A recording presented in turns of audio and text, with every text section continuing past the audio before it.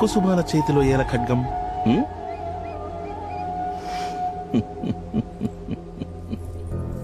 బలము బలహీనత కలగలిసిన వాడే మనిషి. రాజనాయక్ బలహీనత మగువలు. వారిని సంతృప్తిపరిచే రసికుడు కాబట్టి మగువల బలహీనత కూడా రాజనాయకే. రాజనాయక్ ఓ పడమటి రాజ్యాన్ని ఆక్రమించిన తరుణంలో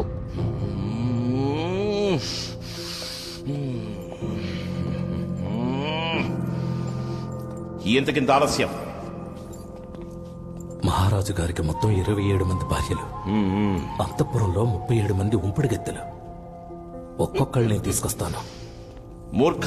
ప్రభు, ఆకాశంలోని నక్షత్ర కూటమిని ఒక్కసారి చూస్తేనే అందం. మొత్తం అందరినీ పిలుచుకురా. చిత్తం ప్రభు. ఆగో! ప్రభు,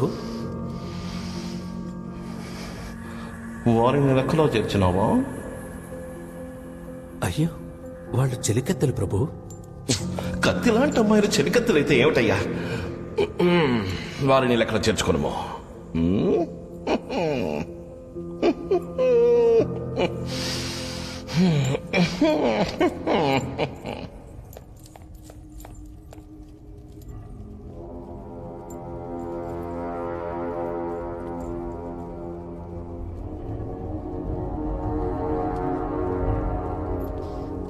ప్రభు, అది శిల శిల. అయితేనేమి, మగువశిలే కదా.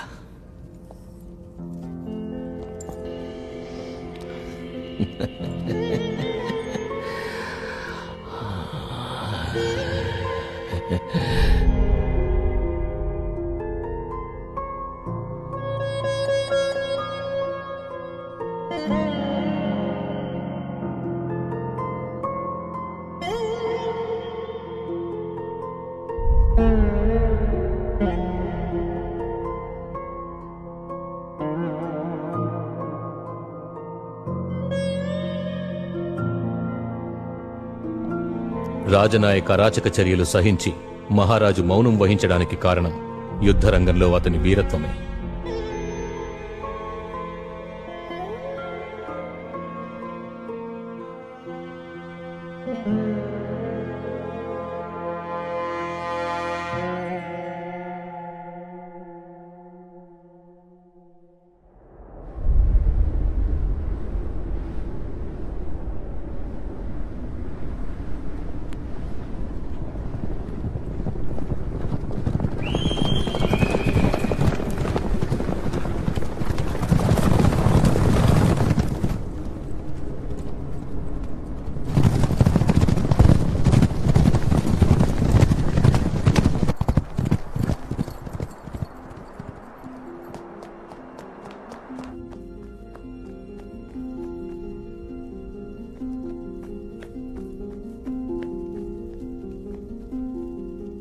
మహారాజా, యువరాణి గారిని ఎవరో అపహరించారు. మన దళపతి రాజనాయక్ కూడా నగరంలో లేరు. ఒకవేళ రాజనాయకే పనిచేసుంటాడు.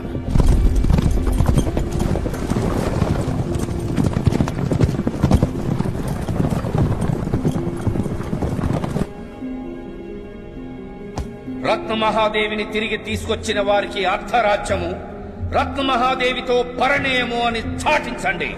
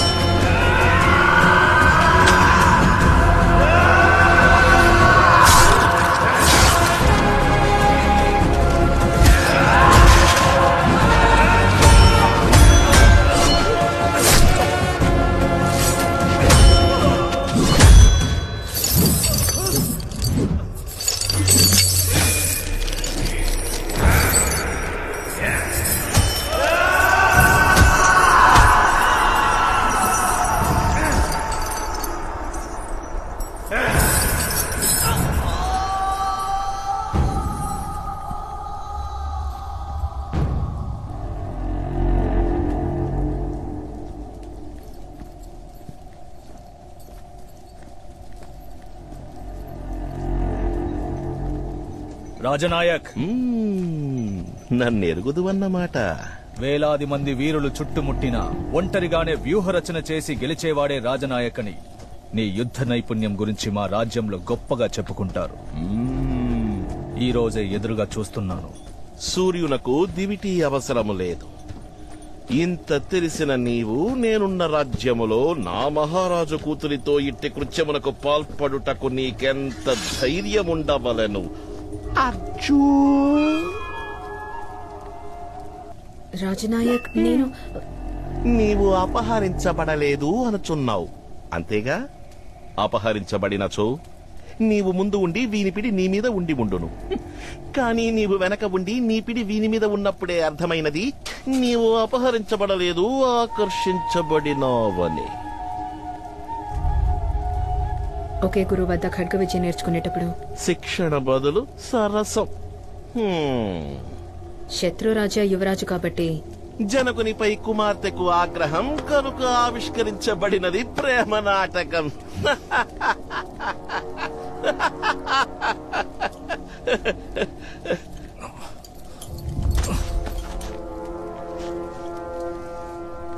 రాజనాయక్, ఆమె లేకపోతే నేను లేను, నేను లేకపోతే ఆమె లేదు. దయచేసి దారి వదులు. నేనొచ్చినది మహారాజు కుమార్తె కొరకే అయ్యుంటే సంతోషముగా సాగనంపేవాణ్ణి. కానీ నేనొచ్చినది నా కాబోయే భార్య రత్తు కొరకు. రాజనాయక్, మన కోపతాపములకు ఇది సమయము కాదు. రాజనాయక్, నీవు మగాడివేగా? రాజనాయక్, కాదా? రా, వచ్చి నన్ను ఓడించి రత్నాన్ని గెలుచుకెళ్ళు. రా.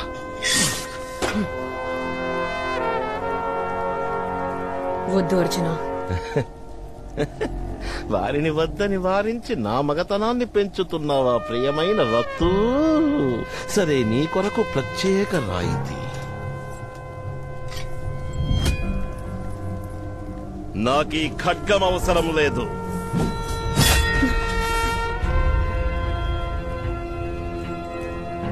అవసరము లేదు ఈ డాలు కూడా.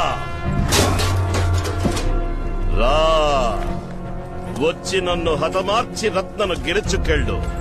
రా. ఈ మంచి తరుణము మించిపోవును. ప్రత్యేక సౌలభ్యము కొద్ది క్షణాలు మాత్రమే. రా.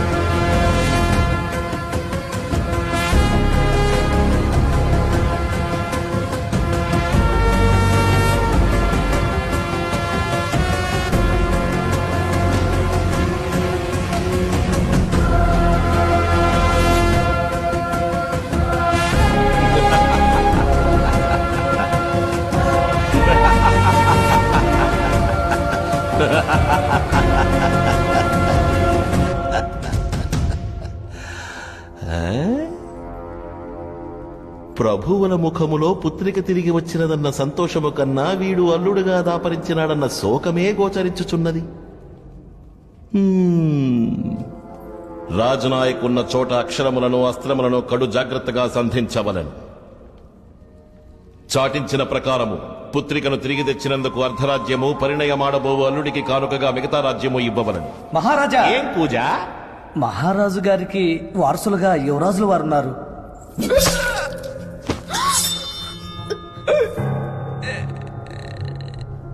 ఉన్నారు కాదు, ఉండేవారు.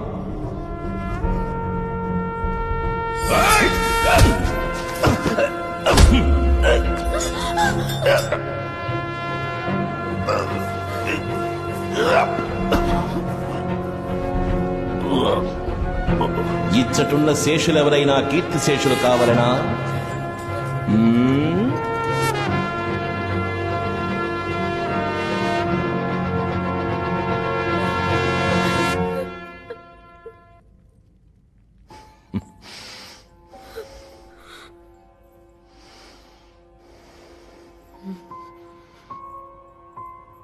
ఎవరక్కడ? తీనుగుల నేరి పారేసి పరిణయానికి పట్టాభిషేకానికి సిద్ధం చెయ్యండి. ముస్తాబయ్య వస్తాడు, కొత్త పెళ్లి కొడుకు.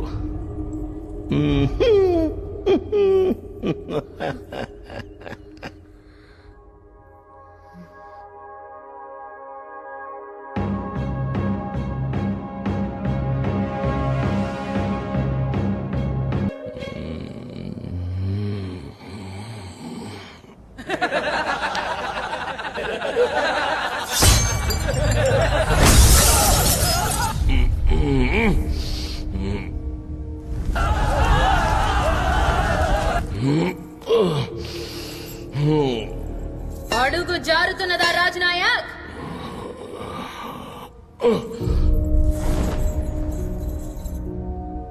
ఇది నీవు నాకు నేర్పిన విద్యగా?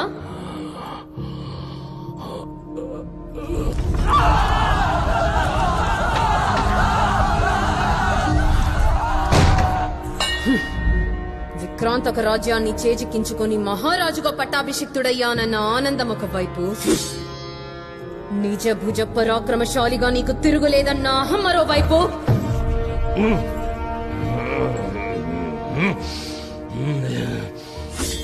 నా జనకుని సోదరుని సఖుని అడ్డు తొలగించుకున్నానన్న సంతృప్తి ఇంకోవైపు.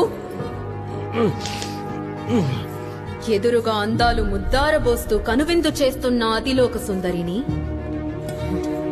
దక్కించుకుని తీరాలన్న విరహతాపం అదోవైపు. ఇన్ని తలపుల మధ్య కొట్టుమిట్టాడుతూ సుగంధ సువాసనలు వెదజల్లే నా కురలలో కాలకోట విషము పులుముకున్నది. గమనించలేకపోయావు కదా?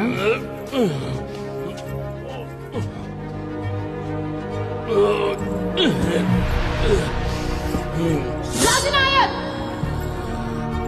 ఈ జన్మలోనే కాదు, ఎన్ని జన్మలెత్తినా నిన్ను మట్టు పెట్టేది నేనే.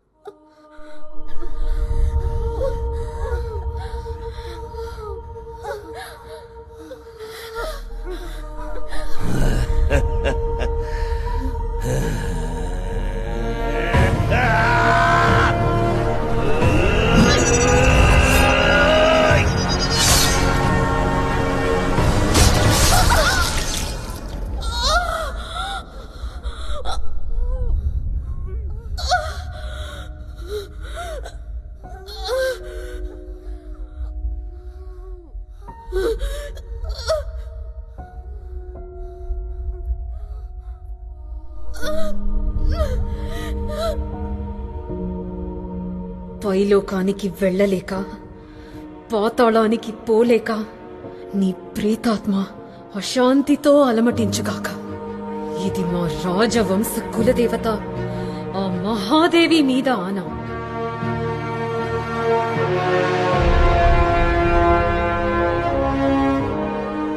బతికినంతకాలం పైశాచిక కృత్యాలతో జీవించినవాడు ఇప్పుడు రత్నమహాదేవి శాపం వల్ల ఉగ్రరూపుడై భయంకర ప్రేతాత్మగా సంచరిస్తున్నాడు.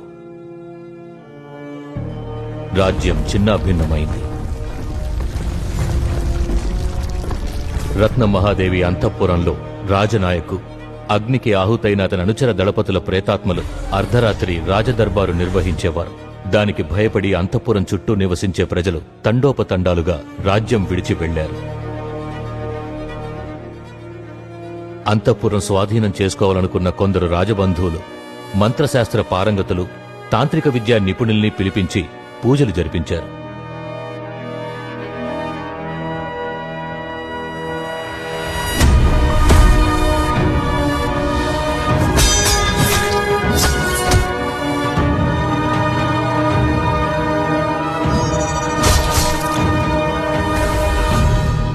రాజనాయక్కు తగిలిన శాపం బ్రహ్మహత్యా పాతకం కన్నా బలీయమైనది. అతనికి శాప విమోచనం లభించినప్పుడే ఇక్కడ జరిగే అమానుష కృత్యాలు అంతమవుతాయి. అది అంత తేలిక కాదు. 1000 సంవత్సరాలకు ఒకసారి వచ్చే నవకాళికా పౌర్ణమి రోజున చక్రాకార హోమగుండంలో యాగం చేసి ఒకే కుటుంబానికి చెందిన 5 రోహిణి నక్షత్ర జాతకుల్ని పూజలో బలి ఇస్తేనే రాజనాయక ఆత్మకు శాప విమోచనం కలుగుతుంది. మా కుటుంబంలో ఉన్న మేము 5 రోహిణి నక్షత్రంలో పుట్టిన వాళ్ళమే. కాని ఆ బలి పూజని వంశంలోని మొదటి ఆడపిల్ల, అందులోనూ కన్నెపిల్లే జరిపించాలి. మీ ఇంటికి దయ్యం రావచ్చు, ఓకే, కానీ మా ఇంటికి ఎందుకు వచ్చినట్టు? ఇన్ని చేసి పూజ జరిగిన ఒక విచిత్రమైన సమస్య ఉంది. ఈ బలి పూజ ద్వారా శాప విమోచనం కలిగి విడుదలయ్యే రాజనాయక ఆత్మ తనలోని ఉగ్ర శక్తిని ఎలా ప్రయోగించబోతోందో అతని ఆత్మ తప్ప వేరెవరూ గణింపలేరు. వేరే మార్గమే లేదా? రాజధానిని వేరే చోటుకు మార్చి రాజ్యాన్ని ఏలుకోండి. ప్రేతాత్మగా సంచరిస్తున్న రాజనాయక్ ఘోర తపస్సు చేసి క్షుద్రశక్తుల్ని సంపాదించి నవకాళికా బలిపూజ కోసం ఎదురు చూడసాగాడు.